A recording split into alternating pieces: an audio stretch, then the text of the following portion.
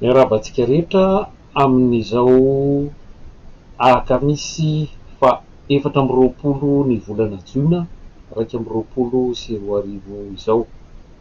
Raha afaka pitso dia ho tonga ilay daty malaza ny 24 Jiona, fankalazana ny andro nazahoantsika ny fahaleovantena azo atao anaty farankisoa izay, satria mbola misy koa ny sasany miantso ny hoe fankalazana ny fiverenan'ny fahaleovantena.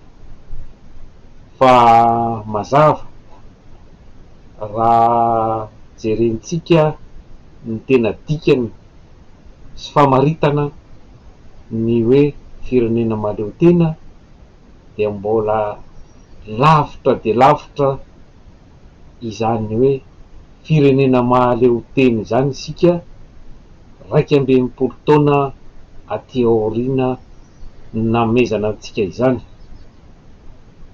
Araka ny famaritana mantsy, ny firenena mahaleo tena dia ny fahazoana ny fizakantena na autonomia eo amin'ny lafiny politika.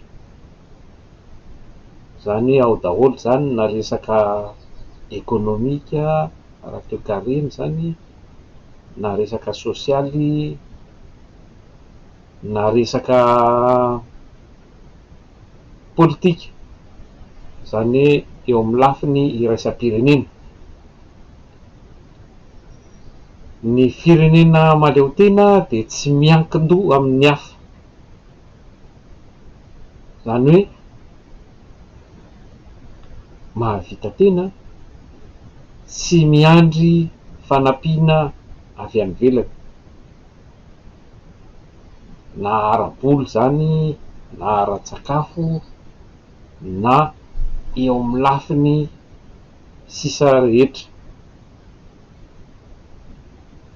Ny firenena mahaleo tena koa dia tsy misy tsindry avy amin'ny hery vahiny, zany hoe tsy misy firenen-kafa manindry ny firenena mahaleo tena. Manana ny gouvernemanta mitantana ny firenena, manana sistany mazava sy voafaritra eo amin'ny lafiny iraisam-pirenena, manana ny fiandrianam-pirenena na souveraineté, ary manana ny fahefana feno. Izay souveraineté izay dia ny fahefana feno eo amin'ny tany sy ny fanjakana malagasy. Mbola lavitra ny afo ny fatana, satria mbola tsy voafaritra velively ny sistantsika, satria mbola mitohy mibodo ireo nositsika, nosy malagasy, ny fitondrana frantsay ankehitriny. Malaza moa dia lazain-jareo fa anazy amin'izay tiany anaovana azy ireo nositsika ireo, izay nosarahina natao fananiana zany nanasarahana azy tamin'ny nosy lehibe Madagasikara talohan'ny namezana ny fahaleovantenantsika tamin'ny 1700 ny volana avrily. Dia namoaka didy ny général de Gaulle tamin'izany nitantana ny firenena frantsay, nanaisotra tsy ara-dalàna ireo nosy ireo, ka ny fahaleovantena nomenantsika fa ny tanitsika tsy nomenantsika tanteraka fa dia ngiazana noho ny antony raha malala, fa dia noho ireo harena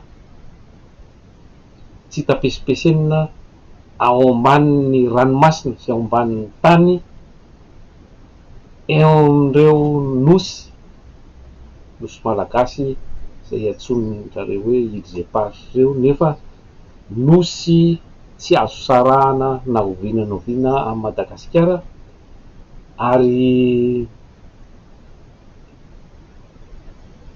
voapirofo ary noamafisina tamin'ny fiverimben'ny firenena mikambana tamin'ny 12 Desambra 7/7/1970 ny nosy malagasy ireo nosy ireo ara-jeografika, ara-politika. Ny mampalahelo dia ny fitondrana ankehitriny, ny filoha ankehitriny no nandrorona ary azo lazaina hoe namadika ny firenena, namerina ny fiandrianan'ny Frantsay amin'ireo nosy ireo, satria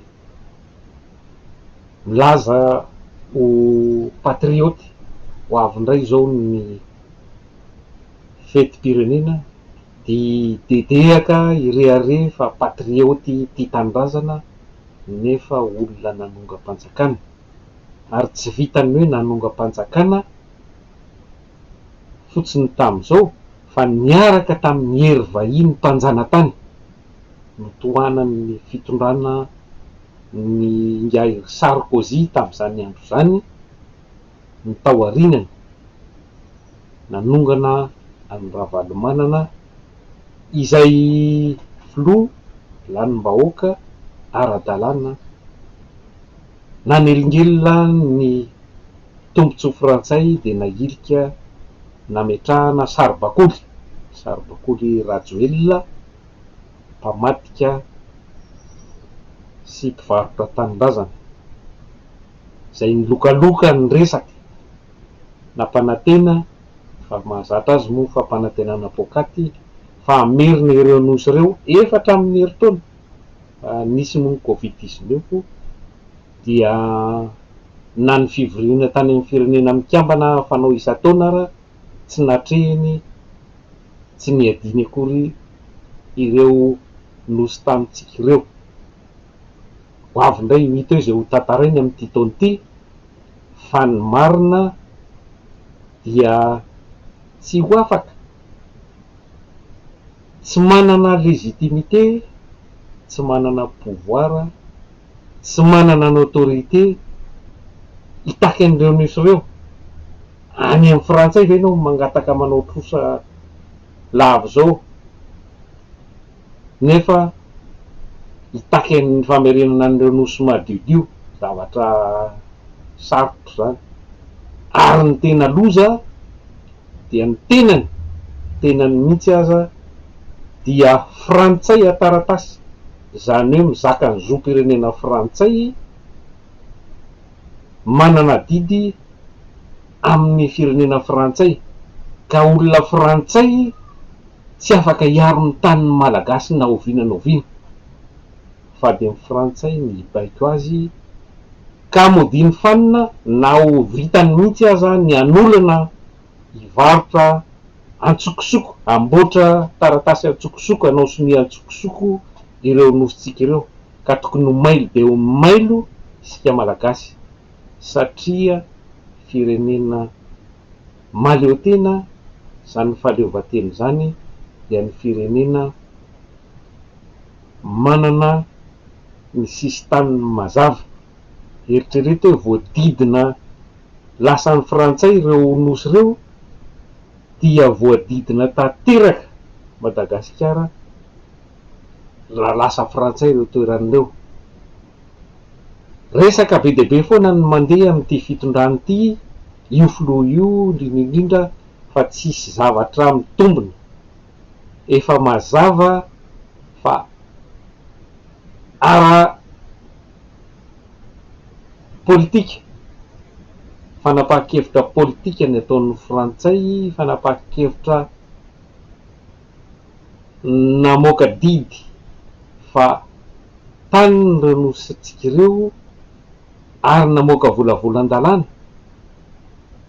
N'olona tsy tompony aza samy manao izany ka mahavariana ny fitondrana milaza fa maefa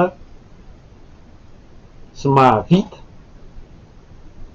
manana amin'ny fiandrianany, tsy mahasahy manapaka volavolan-dalàna avy amin'ny anteny merakory hoe mamaly izay asa maloto ny frantsay izay hoe tsy anareo ny tany fa anay malagasy, ireo nosy malagasy ireo. Tsy mbola ny loabavy indray mandeha io filoha io fa miodikodina raha vao io resaka io no resahana. Ka naboridan'ny Covid-19 ny valanaretina ny tsy fahazakantena ny firenena malagasy ary ny tsy fahavitany ty fitondrana sy ty filoha tsy mahay ninino ty ny fitantanana ny firenena malagasy. Ny baribary ny tsy fahavitantena-tsika ara-bola, ara-pitaovana, ara-tsakafo, ara-panafody, satria miankin-doha tanteraka amin'ireo trosa vao afaka mihetsika manao zavatra. Marefo dia marefo tokoa ny toe-karena satria tsy afaka manao na inona na inona, miaina sy mivelona tanteraka miankina amin'ireo firenena vahiny, firenena mahantra indrindra eran'ny tany Madagasikara. Ka matoa tsika tonga amin'izao fahasahiranana izao dia noho ny tsy fahaizana sy ny tsy fahamarinana misy eo amin'ny filoha izay mikilabona manao fomba fiainana mpanefoefo nefa ny firenena sahirana ary ny vahoaka, ny ankamaroan'ny vahoaka malagasy dia fady ranovana. Ka ny volam-bahoaka efa sady trosa indray dia mbola voahodikodigna, tsy mandeha amin'izay lalana tokony alehany, manjaka ny gaboraraka, ny fanararotam-pahefana ary tsy misy ny mangarahara. Fitondrana mandeha gona, tsy miraharaha, ny maika ho an'ny vahoaka malagasy, tsy mahafantatra izany hoe priorité zany.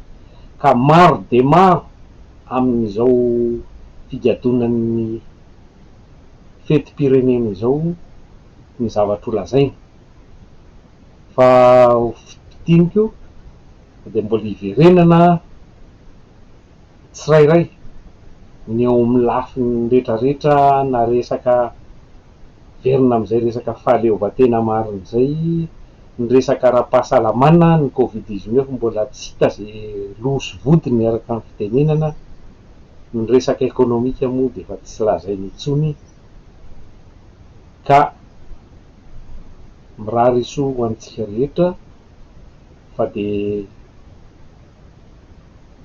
manome fotoana tsy ho ela hitondra izay mba hevitra kely amin'ny toe-draram-pirenena amin'izao fotoana.